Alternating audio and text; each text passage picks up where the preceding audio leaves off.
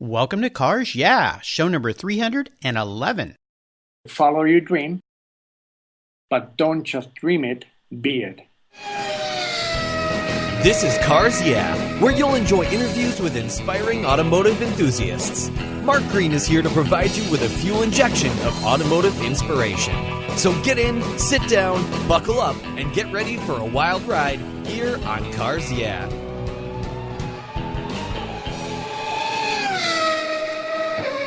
Do you know the best way to protect your vehicle, both the exterior and interior, is with a car cover?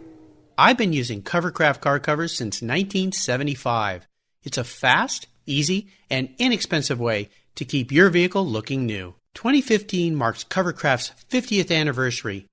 They've manufactured premium quality exterior and interior covers here in the United States with a reputation for durability and design. They're the world's largest manufacturer of custom patterned vehicle covers that are crafted to fit, with over 80,000 patterns and growing. You can choose from dozens of fabric options and accessories, all designed and carefully sewn for your special vehicle. Made in the USA, Covercraft is the right choice. I've protected my special rides with their covers for over 40 years, and you should too. Learn more today at covercraft.com.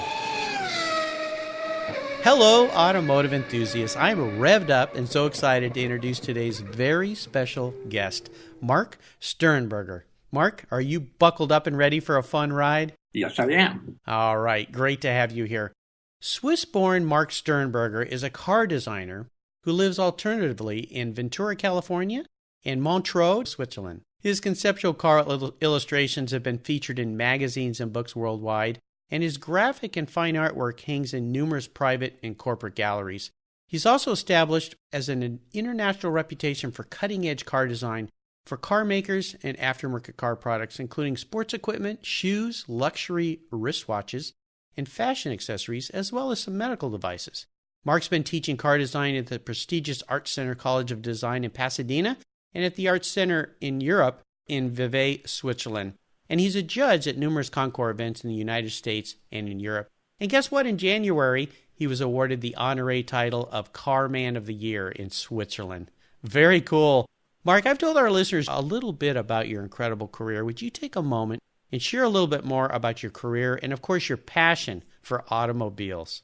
As you just said, I was born in Switzerland. I was always obsessed with drawing cars from very early childhood on. But because Switzerland lacks its own automobile industry, I ended up with a degree in, believe it or not, fashion design, which was my second choice. But I was influenced by American automobiles and their tons of chrome and, their tail fins up to heaven of the late 50s, 1959, of course. And that was the world. That was my world. And that was my dream to come to California or come to the U.S. I emigrated to California in 1964. But I had to be practical and pragmatic, and I designed lighting fixtures and lamps for a L.A. company, but always focused on pursuing a career in automobile design. And LA obviously was the place at that time. Oh, yeah. Still is, with Art Center College of Design that I attended from 66 to 69 at night. And I never graduated from it. Wow. That's the funny thing about it. But you know what? I developed my own drawing style and technique with markers at that time, gouache and pen and ink, which nowadays is totally outdated. But it really, at that time, it was cutting edge. And that's how it started. Well, you're a professor now there at the school, a teacher at the school. So I'm wondering when you get up in front of your class just saying, I went to school here, but I never graduated, if that ever comes up. Never reveal that. Okay, we'll make sure we don't tell anybody on the show here today.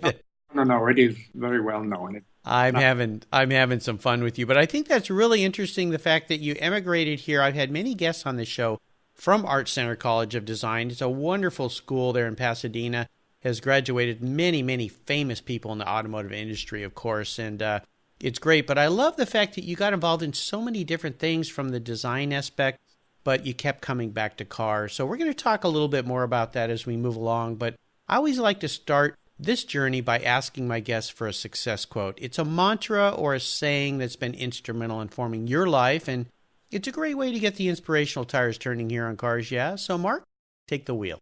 I started drawing from age 3 on. My brother. My older brother tells me, you've always been drawing automobiles. I can't even remember that, but I never stopped. And I think one of the major influences was my father's 1957 Ford Fairlane Skyliner with a, believe it or not, retractable steel roof at that time, total revolutionary, if you remember that. And boy, it was in baby blue and white and, 20 yards long or even longer than that. And if you imagine such a giant American automobiles on the narrow streets of Switzerland, you can imagine what effect it had. And I felt like $1 million sitting in that thing. So when my parents went to church, I stayed in the car, in the parking lot, and I would press that electric button, for that steel roof to go up and down and up and down. And it attracted a lot of young people, of course, especially the girls. They wanted to sit in that back seat and just see how that roof goes up and down. Anyway, that was the moment when I decided which direction my career should go. And it was so easy to get the girls, Well, is there a saying that comes along with that, or a mantra, or some kind of a success quote that you can relate to that? I'm sure there are a lot of country songs about that, but that was not the idea. It was just a passion that I had, and that hobby became a hobby. And my quote would be, work is really only work if you'd rather did something else instead. Yes. It's so key, and I've heard that from so many people I've had here on Cars Yeah. It goes back to that famous quote by Henry Ford, if you love what you do, you'll never work a day in your life. And it's also true.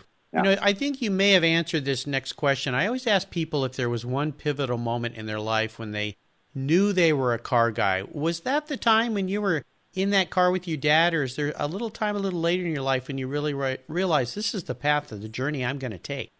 Definitely. Yes, definitely. That was it. And there was no way of distracting me. I had to be pragmatic, as I said. I had to go into fashion design.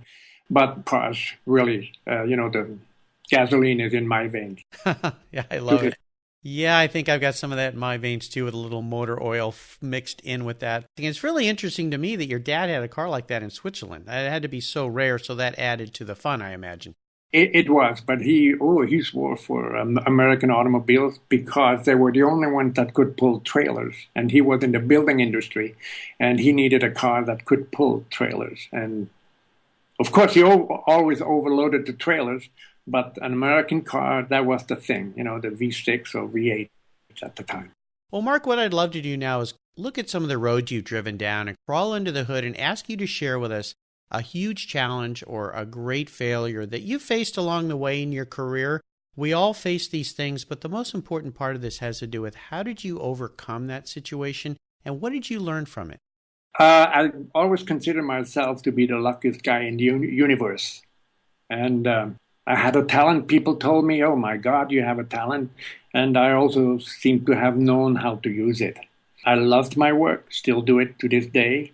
Never had a job, always worked on my hobby all my lifetime. That's the way I see it. But my biggest failure was not in business. It was my own personal failure, and that is a 20-year marriage that unfortunately ended in divorce.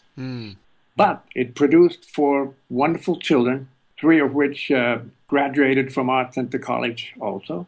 Wow. And are doing quite well. Wow. And the 4th one, the last one, who was interested in money, was doing very well on that, in that line of making money. Sure. Well, you're truly blessed and fortunate to have 4 children, which is fantastic. I've got 2 of my own, so I know how great that is. But I appreciate you sharing a really personal part of your life with our guests here, because divorce, marriage, relationships, oh my goodness, certainly a challenge for people. And I'm sorry that occurred with you, but the best part is you, again, have followed your passion. You've stayed with it. You've worked for yourself, I think, now for 45 years, right? 5 years, that's it. That's what I did in January. Yeah, I mean, it's just absolutely fantastic. And that comes with a lot of hard work, a lot of sacrifice for sure. but I think that's great. Let's shift gears here and go to the other end of the spectrum. I'd love for you to share one of those, what we like to call aha moments, a time when the headlights come on and illuminate your way for a new idea or a new direction. You've worked in so many different parts of the design industry. Tell us the steps you took to turn that singular aha moment into a success. I think the aha moment was when I was awarded my first design contract. That was with VW of America to design the sports bug on the bug in 1971. They were not quite ready yet with the Rabbit, the new automobile at the time. So they needed to buy some time by beefing up the bug, the old-fashioned bug. And they gave me that job. And for me, that was very rewarding to work with the Germans. And you know what? It was a limited edition, but it ended up being so successful that they had to build more. And that made me feel good. Yeah, this is very interesting. I'd love to tap into this a little bit more because you think of Volkswagen, a big company like that, would have inside designers that would come up with these things. Were you working as a consultant to them to do this project? Yes, I was. And they didn't at the time. They didn't have any designers here in the U.S., nor did they understand the market very well. Okay. So it was for the U.S. market specifically, that sport bug that came out intro to the Rabbit. Okay, cool. What were some of the things that you integrated? I'm trying to remember back those cars. You know, I drove a Carmagia when I was in high school in the 70s. It was a 67, and my sister had a 69 VW bug. So, you know, the bugs are just so prevalent. But what were some of the things that you integrated into that car? Not the mechanical stuff. That is where Volkswagen worked on. But hey, I hated those chrome bumpers, and I painted them black. And I put those decals on it, and I chose colors like lime green and, screaming in your face type of stuff. What else? I have to look at the pictures. Just made it, some rally stripes, and just made an old mediocre automobile make it look like a Porsche almost. Yeah, something new. Well, you think about that time period. The bug had been around for a long, long, long time. It had, of course, evolved a little bit, but how do you take that old classic design, which is really an iconic shape, and add a little flair? So I think it's really cool what you did. Yeah, and like I said, I think I like to think I created a new trend, which was blacking out chrome and replacing it with black or, with matte colors. I also put some half-decent wheels on that darn thing, just to make it look much more fun and much more expensive than what it was. Well, you know what comes to mind? You live part of the year in Southern California. I do as well, or middle California, Ventura. But is the SoCal look for cars? And I did that a little on my Ghia that I had, is people would black out things. And of course, you saw that start to happen with Porsche. They went to the anodized chrome and then the blacked out. And then all the other cars have followed ever since. Correct. Yeah. So you're the guy. That is cool. I don't know whether I'm the guy. Let's say I contributed to the malaise, There you go. Very nice. Very nice. I assume you've had many proud moments along the way in your career, but is there one in particular you could share with us? We developed with the company that I've founded later on called Stehrenberger from Santa Barbara. We created what we called LSV, a lifestyle vehicle, which was a very unique concept for beach, for rain, for sunshine, whatever. You can hold it out. It was very practical. And it was shown at the auto show in Detroit in 1987.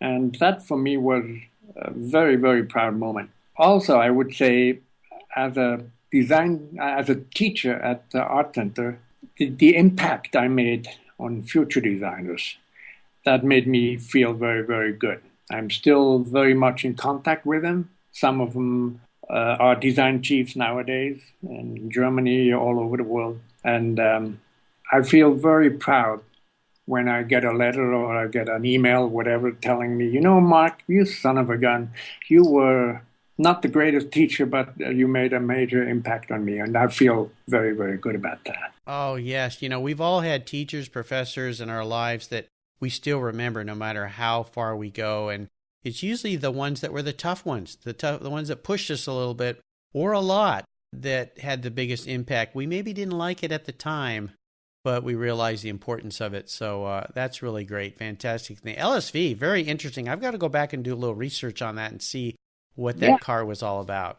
Totally nice. Totally nice. Yeah. And unfortunately, it didn't go into production because it died with American Motors. We remember, under the Renault thing. Yes. It went out the window, unfortunately. But hey, you know what? I did some other stuff, which I like. I think so. Let's have a little bit of fun here. I'd love for you to share with me your first really special vehicle.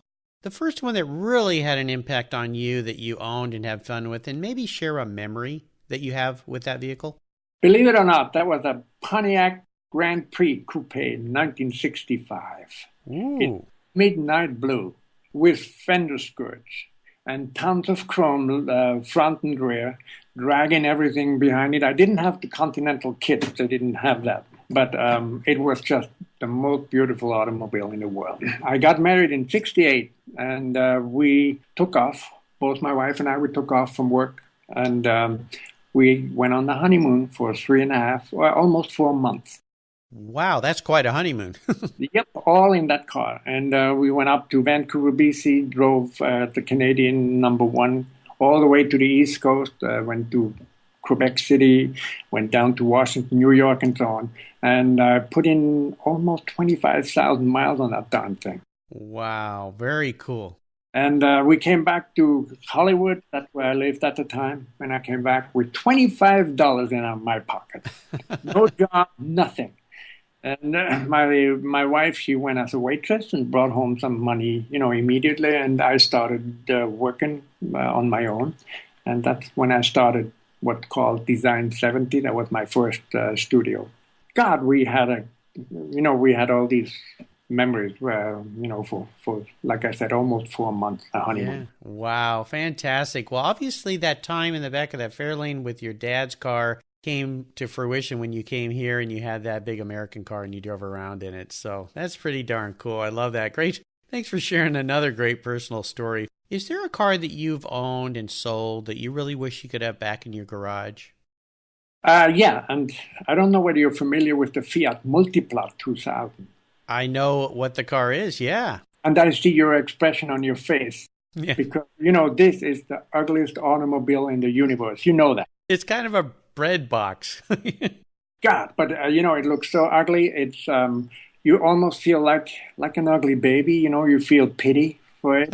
And you look at it and you want to take it home and protect it from the people, right? It's so ugly. And that's what that Fiat Multipla is. But you know what? It is an incredibly practical car. It has 3 seats across, 2 rows, has windows, 5 acres of windows. The windshield itself already is 2 acres. Yeah, I've had it in Europe up until not too long ago.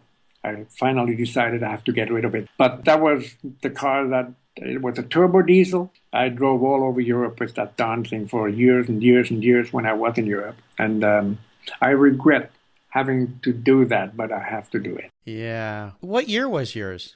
That was 2000. 2000. Okay. It actually, it was so ugly that it made it to the New York Museum of Modern Art. No way. Yeah. Really?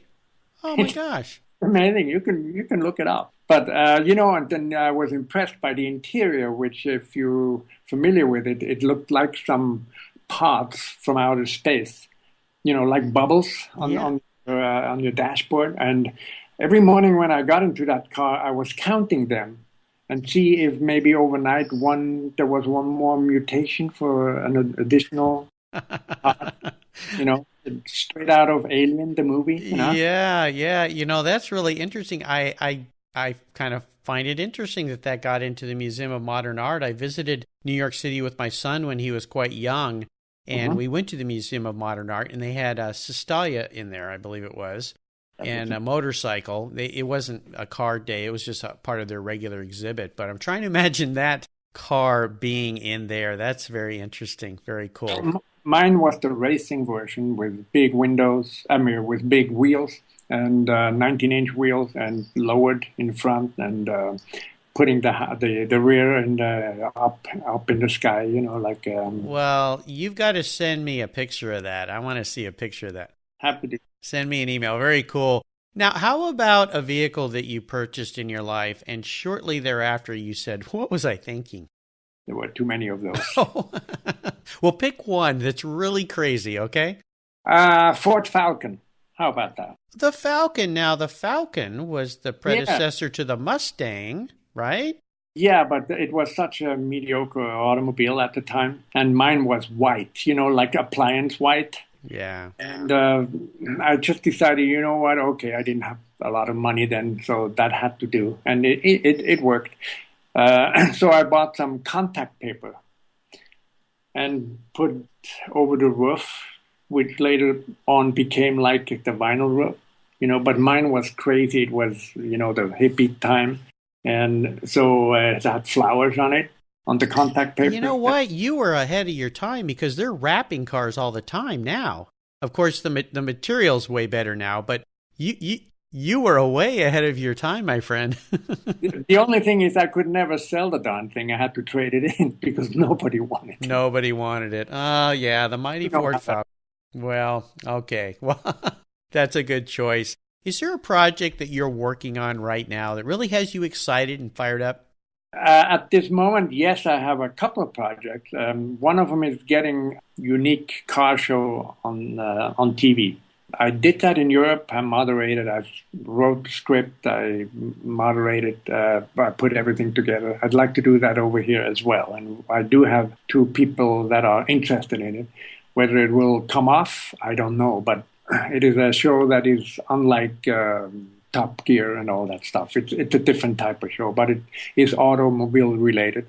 And I'm very excited about that. I'd like to see the darn thing on the tube.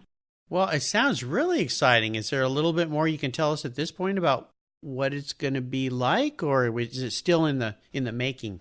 No, it's a historical thing. One interesting thing is, whatever happens to concept vehicles, for instance, that is one thing. Have they ever been produced later on in production? And what are the differences between, that nasty looking thing that is on the stand at the auto show and that mediocre thing that is standing in front of you? That is one of the aspects. There were other things too, but yeah, I'm very excited about it. I want to each and every one I want to do with a history and the people that worked on it and why it didn't make it and so on and so on. Well, I sure hope this comes to fruition because I certainly will watch it, and I know a lot of our listeners out there will be very curious to see what you come up with. Very, very cool. I love it. Here's a really introspective question for you, Mark. And being a creative guy, I'd love to hear what your answer for this one is. If you were a car, what kind of car would Mark be and why? Okay. Cadillac CTS V Coupe. Ooh, okay. So tell me why. Because it's very unique. There is only love it or hate it. There's nothing in between. It's unique, it's radical. The styling is unconventional. It's not too big. I like the size of it. It's fast, the V version, the V8. And I just love those lines. I love that car. Very nice. Probably will end up with one of them. I know they stopped building it, but hey, you know what? I just love that thing. And that is probably the car that is me. Yeah. More than anything else. Very cool. Well, that's why I like that question so much. We get to learn a little bit more about you through that question. So great choice. I love it. It has to be in blizzard white. Blizzard white. Yeah, with beautiful, great wheels on it. Okay. Well, it goes back to that Falcon. That was white. Yeah. Little different. Yeah, a lot different. So Mark, up next is the last lap, but before we put the pedal to the metal, let's say thank you to today's Cars Yeah sponsor. Have you turned your key and heard that dreaded tick, tick, tick, tick because of a dead battery? No worries. I've got the NOCO Genius Boost Jump Starter. This compact tool fits in your glove box and features rechargeable lithium battery technology that will start a dead battery in your car, boat, truck, or RV. It packs a whopping 12-volt, 400-amp starting power and can start up to 20 dead batteries on a single charge. Plus, it has built-in spark-proof technology with reverse polarity protection to safely jumpstart your vehicle. The compact, ergonomically designed clamps are solid copper for maximum conductivity, and there's a built-in ultra-bright dual LED flashlight with 7 modes, including an SOS emergency strobe. It's easily rechargeable with a USB outlet, and you can charge your smartphone or tablet while you're on the road. Works on any 12-volt lead-acid battery. The Genius Boost from NOCO is the ultimate emergency tool that's safe and easy to use. Quality design, state-of-the-art technology from NOCO, your battery care source since 1914. Get yours at geniuschargers.com. Okay, Mark, we're back and we're entering the last lap, and this is where I'm going to fire off a series of questions and ask you to give our listeners some really quick blips of the throttle answers. So you ready? Yep. What's the best automotive advice you've ever received? Learn to like women dressed in leather. Okay, we're going to have to elaborate on this one a little bit. Automotive advice. It's an automotive advice because they will remind you of the smell of leather seats in a new car. Okay, I like that. That's what you're looking for, right? No, I like it. I think I like that answer. That's a unique one for sure. It's bringing a big smile on my face, as you can see, so I think that's pretty cool. Would you share one of your personal habits that you believe has contributed to your success? You know what? Deliver what you promise and deliver it on time. And you know what? I did that. I'm known in the business for doing exactly that. And the respect that you get for that, it pays for itself. Yes. And especially in the creative world, creative people can tend to be less businesslike because they operate in a different part of their brain in their region. So to combine that business-like accuracy and delivering on time what you promised is so important, especially as an entrepreneur when you're working with clients. Do you have a resource that you'd like to share with our listeners? Do you think they would really enjoy? I would probably tell them, look at what, and I don't want to plug it all the time, but what Art Center of College of Design, what they are all about. Yes. They are not just for car designers, but they do so many other different things, and it just had a major impact on me as well. Yeah. I remember when I came to the United States, somebody introduced me to that school, and I looked at the walls full of those drawings that I came out of that school. I was probably 1/4 of an inch tall. That's how I felt. Yes. But I also felt like, you know what? If they can do it, I can do it too. Yes. I've heard that from some other guests that went there and they went there to see if that's the place they wanted to be. They ended up there, and wonderful school pushes some people, like I said before, some amazing people, a lot of amazing people have come out of that school. So very good to see. And they have a car show every year that they put on, which is pretty cool too. Which is coming up in October. Yeah. Again. And, yeah. I've seen you there, right? I hope so. I need to get down there to participate in that, or at least enjoy it, and I'm sure I can meet some cool people from there too. How about a book? Is there one book that you could share with our listeners you think they would enjoy reading? Yeah, and that is called, I wrote it down, Automobiles That Changed History, and it is by Saverio Villa. It's Italian. Saverio Villa. And Automobiles That Changed the History. It gives some short history of each of those remarkable automobiles. It's not too long, and I just love that book. Well, we have a great section on the Cars Yeah website, guest recommended books. You can find this book that Mark's recommended and all the great books our guests have recommended at carsyeah.com. Just put Mark in the search bar. His show notes page will pop right up. And his last name, Stehrenberger, is spelled Stehrenberger, right? You're good. Very good. Where did you get that from? I don't know. I think I got it from my wife. She's probably been one that's helped drive me down that lane. Do you have any interesting hobbies outside of your passion for cars, Mark? Yeah, you know what? I grew up with soccer, of course, and I played until about almost 10 years ago. And the reason why I stopped, because they gave me my own ball.